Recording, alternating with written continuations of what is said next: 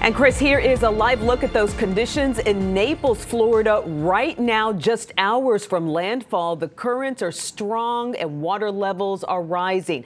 The area where you see the stairs there, usually an entry point to the sand on the beach there, but you can see it is covered by the strong current at this hour. Yeah, this is what families in Clewiston are dealing with, about 60 miles east of Fort Myers.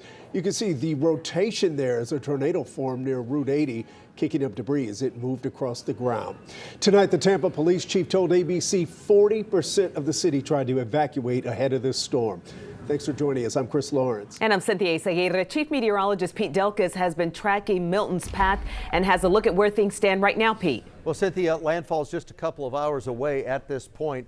You can see for yourself. It's interesting how little rain there is from Fort Myers all the way down to South Florida. A lot of dry air has worked in. That's not the case along I-4 here, the interstate that runs across from east to west or west to east across the central part of the state across the peninsula. But from that point, I-4 is the boundary, and then north are just inundated with rain right now. A little closer look, you can see the Port Charlotte area north of Fort Myers. Here's Sarasota. So, and here's the eye of the storm right now. Category 3 major hurricane, winds of 120. It's 150 miles off the coast of Florida, 150 southwest of Tampa right now. Winds 120, gusting to 150 miles per hour. Look at the wind gusts that are on shore right now.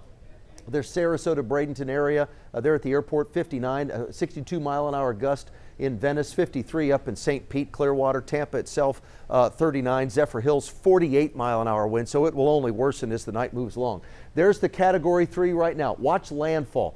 Right around the Sarasota area, which is south of Tampa, just south of the Tampa Bay. I guess Sarasota's technically kind of part of the greater Tampa Bay area. Landfall's about 8:30 tonight in that location.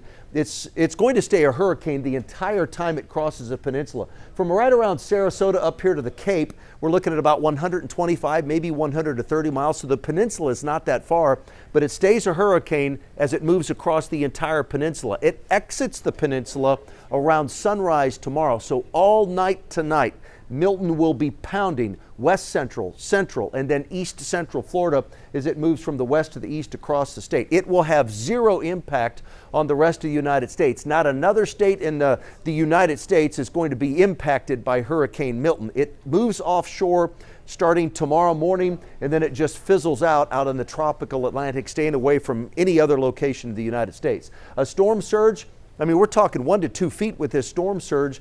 Rainfall, 1 to 2 feet with the rainfall. I mean, look at this, 12 to 16 inches plus. Some locations could see 18, maybe up to 24 in a few locations. So very, very heavy rain. Tornadoes have already fallen. Here's Fort Myers. The water is rising with the storm surge right now. We have had tornadoes reported across the state.